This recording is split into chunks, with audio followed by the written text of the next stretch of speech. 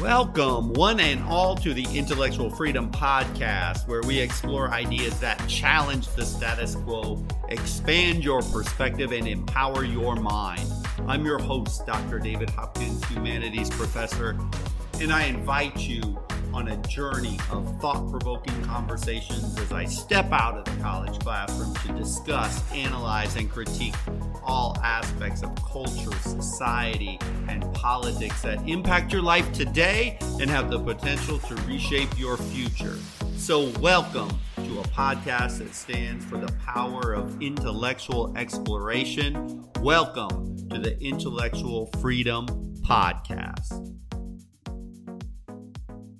Have you ever been in a conversation with someone who is a card-carrying Democrat or card-carrying Republican, and you don't even need to ask them a question on a topic on, let's just say COVID vaccines, because you already know their stance based on their political leanings? Or maybe you're listening in to our wonderful corporate media that curates news specifically to a demographic, whether that be conservative, like Fox News, or a liberal perspective, CNN or MSNBC, and you already know how they're going to cover any given story before, the well-make-upped clown starts reading the teleprompter, or maybe just listening into a politician in D.C. on a microphone.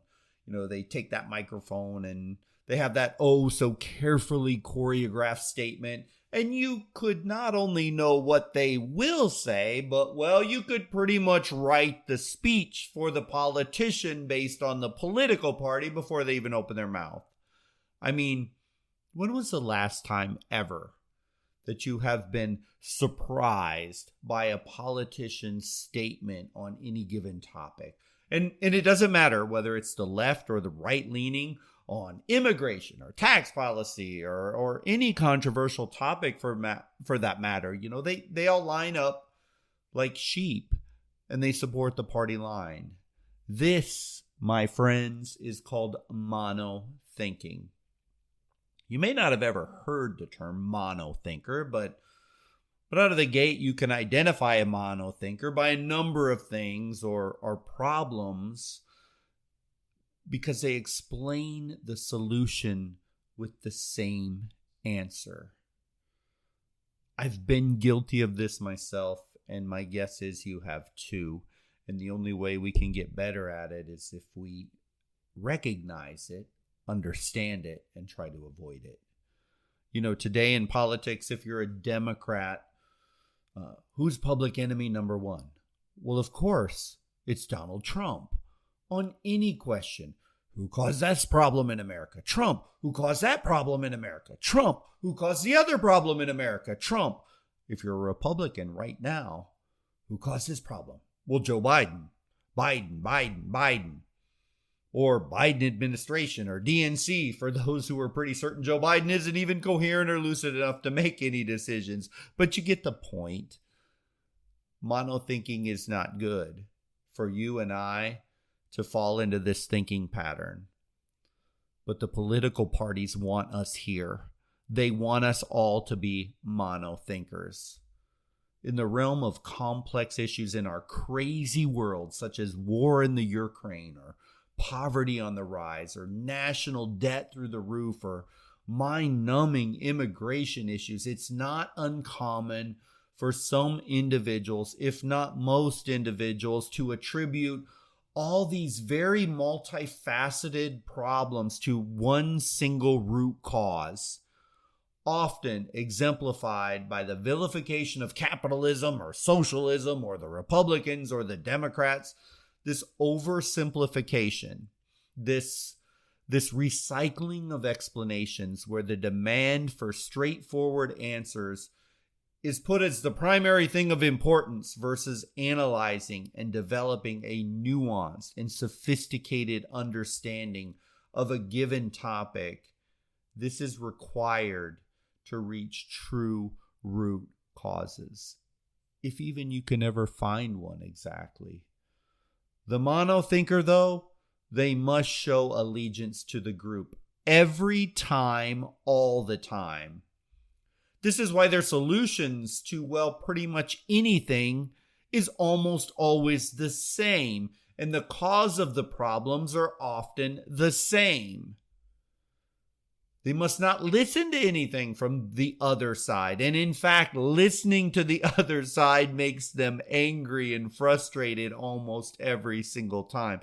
The monothinker must refuse to admit any cognitive dissonance or that the potential that the other side was actually maybe right about something. That is not allowed. I know this is hard to hear. And I'm doing this podcast a lot, even for myself, because I know I've been guilty of monothinking. And we all have. But we need to do better. You and I, and well, everyone.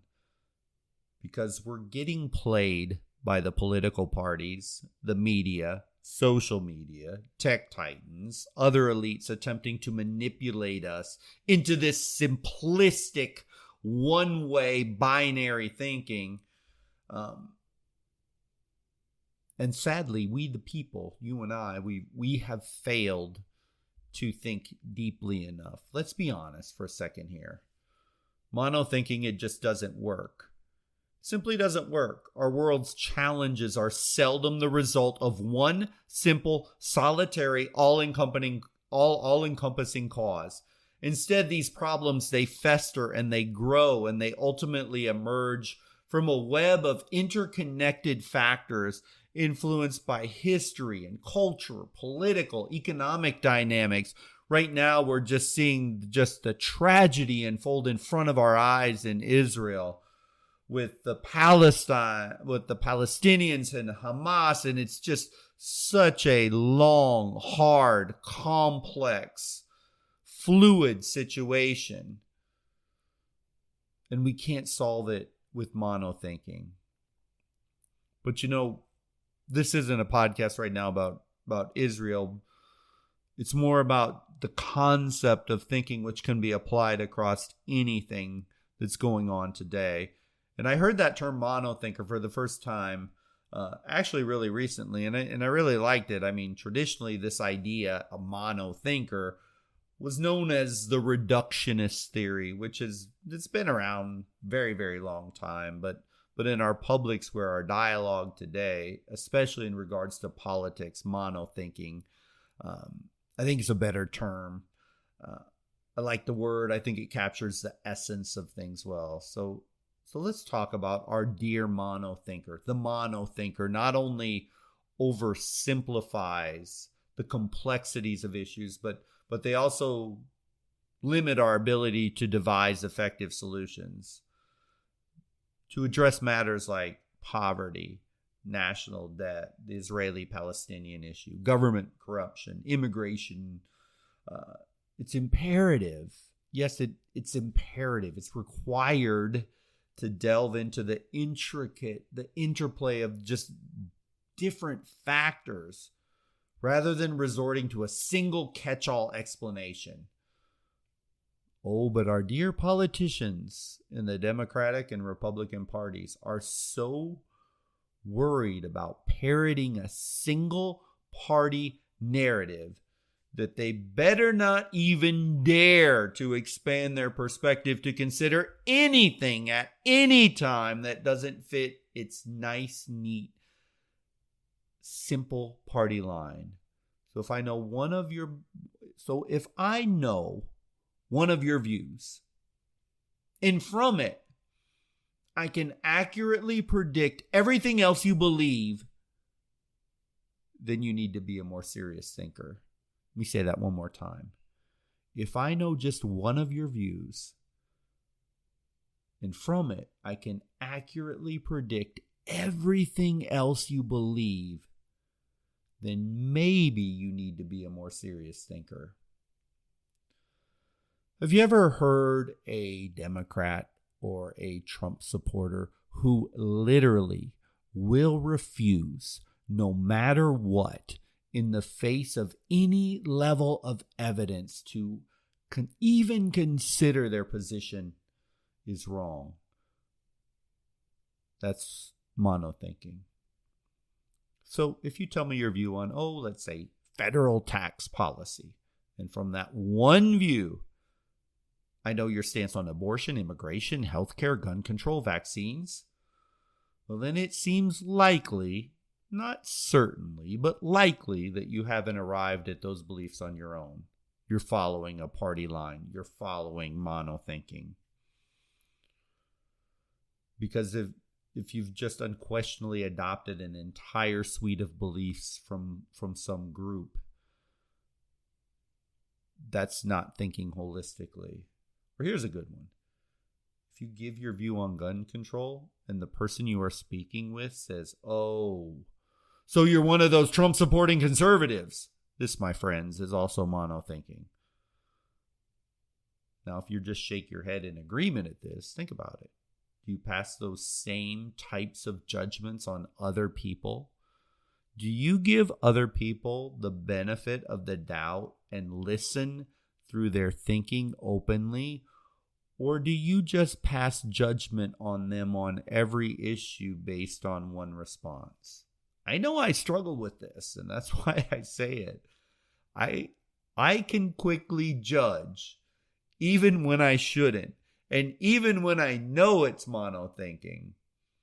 But the problem with this mindset, when I do it, is I've outsourced my worldview to the crowd. And you've outsourced your worldview to the crowd. So the problem is that monothinkers, they're very predictable. Let's be honest. You actually need to hear any, and I do mean any Republican or Democrat anywhere, ever hold a debate. I know what they're going to say. Immigration, gender orientation, taxes, healthcare, or whatever topic.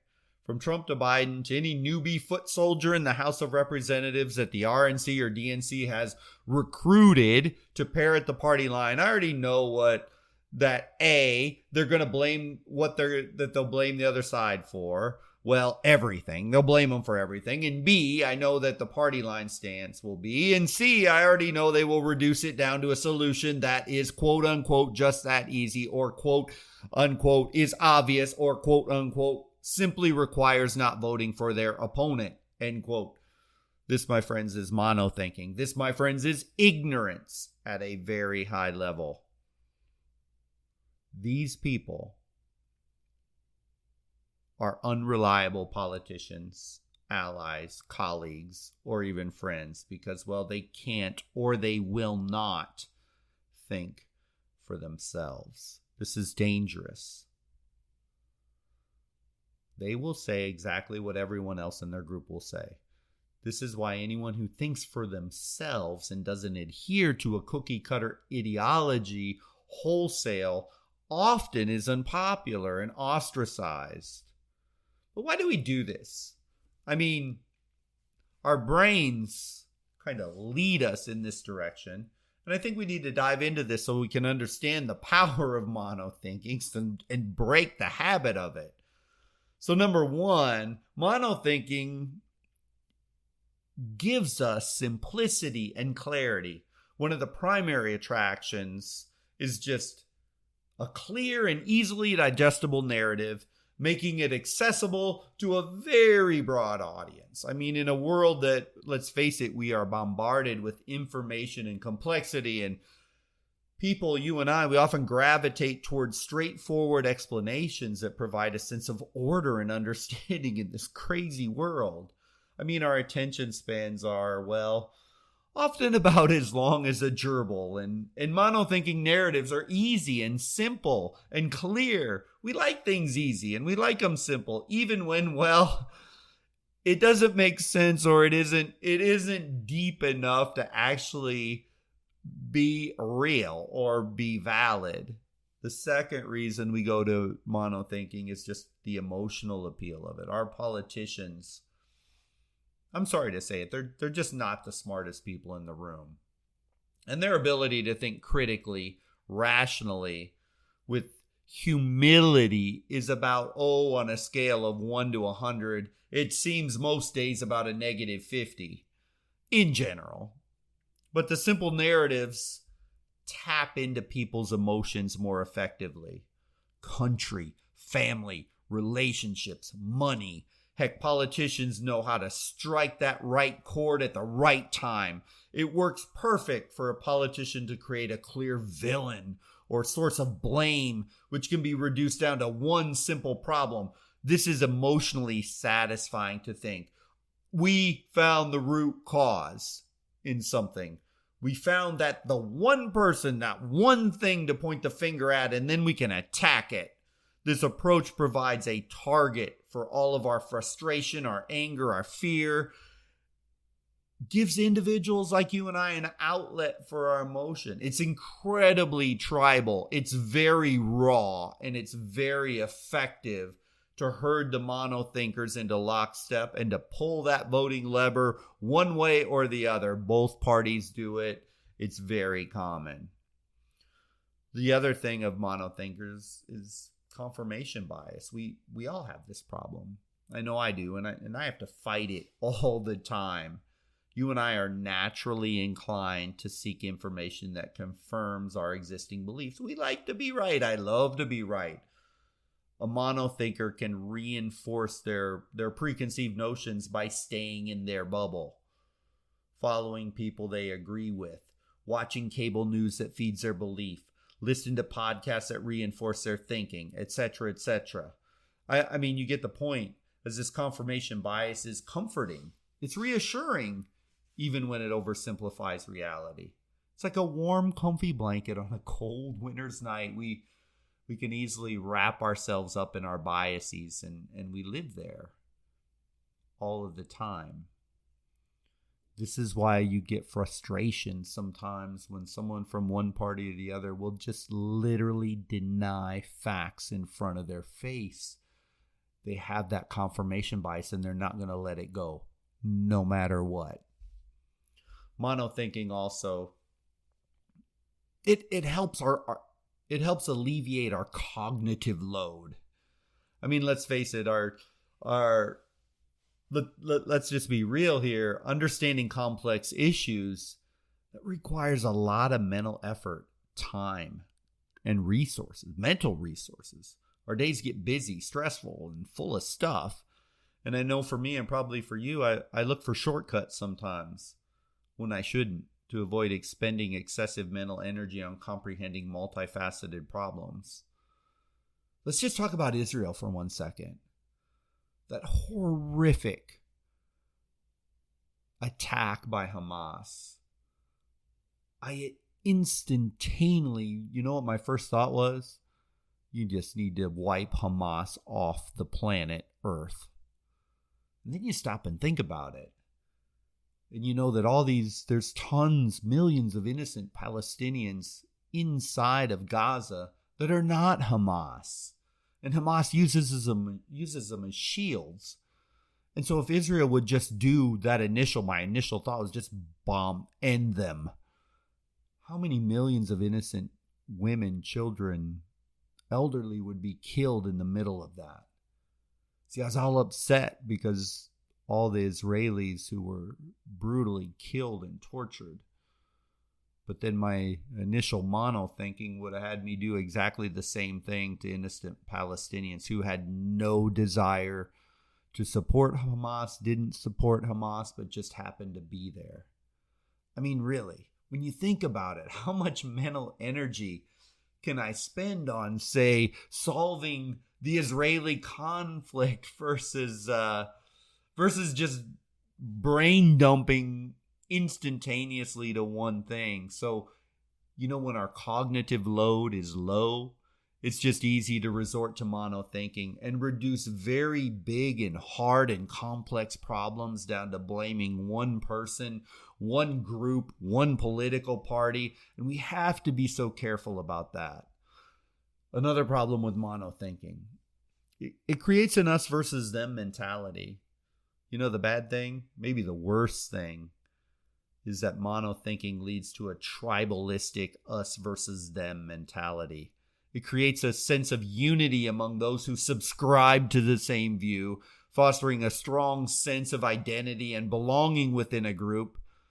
It's now so bad in the United States that a 2022 Pew Research poll found 92% of Democrats say they have little or no trust in the Republican Party to do what's right for the country. Likewise, 88% of Republicans said they have little or no trust in the Democratic Party to do what's right for the country. That's about as tribal as you can get. That's like that's not like two parties that are supposed to work for the common good of the people. That's like two parties at war. I guess we shouldn't be surprised from the Democrats or the Republicans that they would intentionally promote monothinking narratives to advance their agendas. I mean, simplifying complex issues can make it easier to rally supporters around a common cause, mobilize for political purpose. I mean, really, think about it. It takes brains and analysis and hard work and critical thinking and humility to actually solve really hard, difficult issues. And well, it sure seems that most of the time both parties are far too worried about scoring political points and getting reelected than actually solving real problems. I think that's been evident not just recently, probably the last 20, 30, 40 years at least. So a monothinker is very tribal by nature. And in ancient cultures, this was something that was a good thing. I mean, it helped people stay alive. You know, a tribe provided protection from predators. I mean, in comparison to a cheetah or a grizzly bear, humans are relatively weak and vulnerable. Living in a tribe provided protection from predators as members of the tribe could work together to defend themselves. You know, a tribe provides access to resources. Living in a tribe makes it easier to find things such as shelter and food and clothing and water and dispersion of duties, share information, work together. A tribe provides social support. Living in a tribe provides companionship. I mean, this was especially important raising children, caring for elderly, or even other tribes when they would try and attempt to overrun another tribe. That's social support, that structure. It was, well, required for life and death. But our tribes today, social media, friend groups, news media, political parties have become toxic. They don't add to life, but rather in many ways our tribes have become a petri dish for diseased and weak thinking. Our tribes have created in many ways an explosion of monothinkers. So I think it's time you and I and we as a culture, as a society, we evaluate ourselves. I know I need to constantly evaluate my mindset, especially in regards to politics. As silly season is coming upon us once again in the United States of America. I mean, 2024 elections are right around the corner, and we will be bombarded, like nuclear bomb bombarded, with mono-thinking one-liners and commercials and ads. I mean, look for it, identify it, and don't support that monstrosity. Call it out when you hear it. And surely don't trust it when it comes out of the mouths of politicians who want to promise you the world with a simple thing to solve a very complex problem. One way you know that you are not a monothinker is one of the toughest things. In the tribal monothinking warfare game, the most reliable members of the monothinking tribe are the most popular, the most intellectually free, critically thinking people are the ones that get ostracized because they don't follow the orthodoxy exactly as it's scripted. Where do you fall in that? Challenge yourself to be one of those few and proud people that can analyze every single issue independently with no fear of fitting into this group or that group. As one of the greatest signs that you're not a monothinker is to have a monothinker say, you are now one of them. Oh, you must be one of those Trump lovers or Biden lovers because, well, you dared to disagree with the orthodoxy. Just something to think about as you reflect on your own mindset. We can all get better. We should all push ourselves towards a broader and deeper perspective. Thank you for listening in today. I hope you've enjoyed this episode. and leaves you with something you can take forward and utilize in your life, or maybe gives you a new perspective and understanding. You know, if every single day we just pick up a little bit of insight, knowledge, or spark of curiosity, then by the end of the year we'll be miles ahead of where we are right now. So I encourage you to continue nurturing your curiosity with an open mind and an open heart. If you found value in our discussions and want to stay connected, don't forget to hit the subscribe button wherever you listen to podcasts. By subscribing, you never miss an episode. Oh, and one more thing, consider subscribing to my newsletter. A link is provided in the show notes. I publish articles, discuss books I'm reading, provide curated content directly to your inbox, and it's always free 100% of the time. And just as I despise being spammed in my inbox, I promise I never sell your information and I won't abuse your time by sending you stuff constantly. So as we wrap up today's journey, remember that the pursuit of knowledge and understanding knows no bounds. Keep exploring, keep questioning, keep pushing the boundaries of your intellect. Together, we're creating a community that values ideas and fosters intellectual freedom. Until the next time, keep your mind open, your heart curious, and your spirit free. Thank you for being part of the Intellectual Freedom Podcast.